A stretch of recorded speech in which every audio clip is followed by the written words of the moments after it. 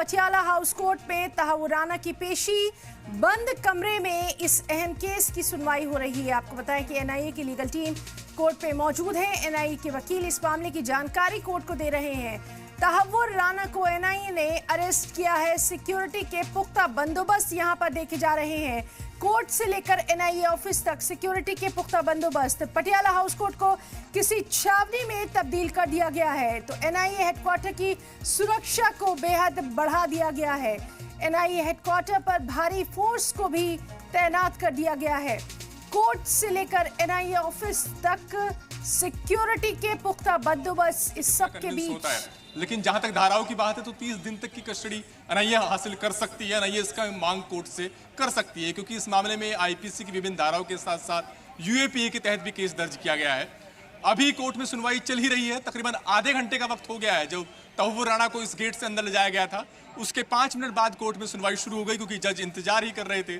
और इस मामले में जो एनआईए के जो वकील हैं ध्यान कृष्ण और स्पेशल पब्लिक प्रोसिक्यूटर जो कि 3 साल के लिए नियुक्त किए गए हैं नरेंद्र मान, जिनको एक लंबा अनुभव रहा है इस तरह के मामलों में पैरवी करने का, वो एनआईए की तरफ पक्ष इस मामले में रख रहे हैं। कोर्ट को जानकारी दी जा रही है।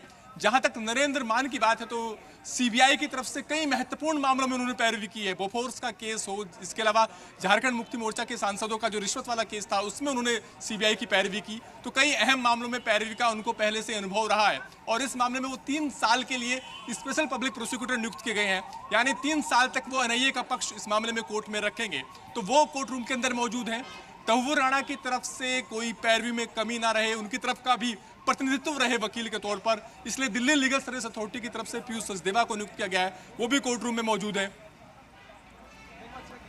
तो लगातार हमारे साथी अरविंद सिंह मामले का अपडेट देते हुए आपको बताएं कि इस वक्त बेहद अहम पटियाला हाउस कोर्ट में सुनवाई जारी है। पल पल का अपडेट देते हुए पटियाला हाउस कोर्ट से हमारे साथी अरविंद सिंह, साथ ही साथ तमाम तर साथी इस मामले का पल पल का अपडेट देते हुए बंद कमरे में इस बेहद अहम मामले की सुनवाई जारी है। सिक्योरिटी के पुख्ता बंदोबस्त किसी छावनी में तब्दील कर दिया गया है। ये पूरा इलाका आपको बताएं कि किस तरह से ध्यान कृष्णन और कई अहम लोग यहाँ पर मौजूद हैं।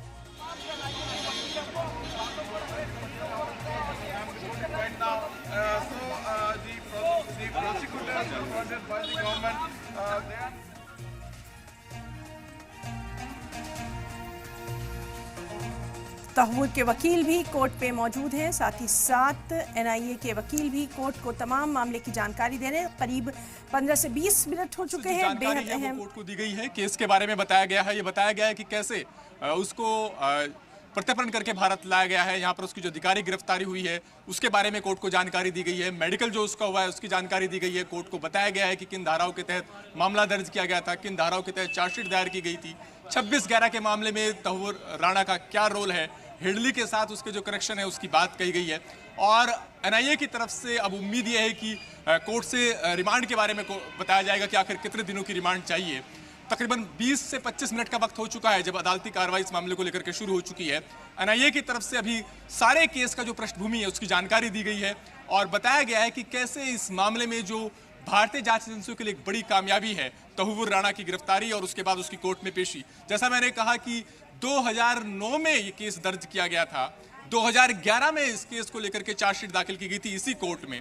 इसी बीच कोर्ट ने एनबीडब्ल्यू जारी किया सारे 9 आरोपियों के खिलाफ। जो बाकी 7 आरोपी थे जो कि पाकिस्तान में हैं, उनके लिए रेड कॉर्नर नोटिस जारी किए गए। और चूंकि तहव्वुर राणा और हिडली दोनों को यूएस में गिरफ्तार कर लिया गया था 2009 में, तो इसके लिए भारत की तरफ से प्रत्यर्पण का आग्रह किया गया।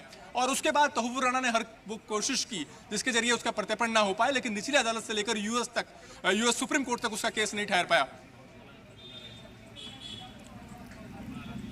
तो लगातार हमारे साथी अरविंद सिंह पटियाला हाउस कोर्ट से मामले की पूरी जानकारी आप तक पहुंचाते हुए, पल पल का अपडेट देते हुए।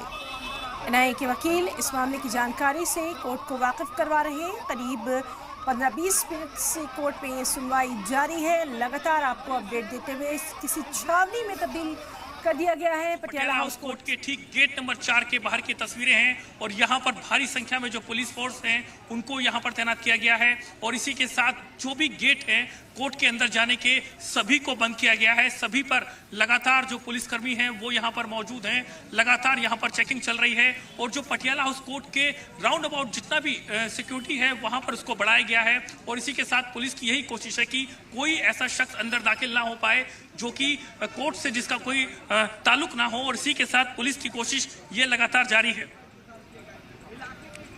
बिल्कुल मैं आपको बताऊं कि करीब यहाँ पर 250 से ज्यादा जो पुलिसकर्मी हैं उनको यहाँ पर तैनात किया गया है, जो कि बाहर का एरिया है इंडिया गेट आउटर सर्कल के ठीक बाहर, जो कि गेट नंबर 4 है पटियाला हाउस कोर्ट का, उसके बाहर का जो एरिया है यहाँ पर करीब 250 से ज्यादा जो पुलिसकर्मी हैं उसको यहाँ पर तैनात किया गया है। वहीं इसी के साथ अगर आप इस गेट से अंदर की तरफ जाते हैं, क्योंकि पटियाला हाउस कोर्ट में जाने के तमाम रास्ते हैं। जी शिवांगी।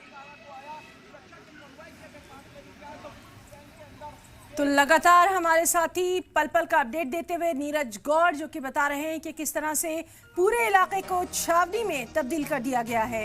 एनआईए ऑफिस से कोर्ट तक सिक्योरिटी के पुख्ता बंदोबस्त किए गए हैं। पटियाला हाउस कोर्ट को चप्पे चप्पे पर यहाँ पर सुरक्षा के पुख्ता बंदोबस्त किए गए हैं।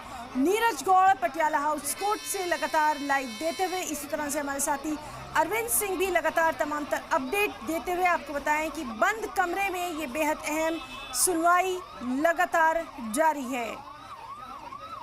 पटियाला हाउस कोर्ट पे इस वक्त की ये बेहद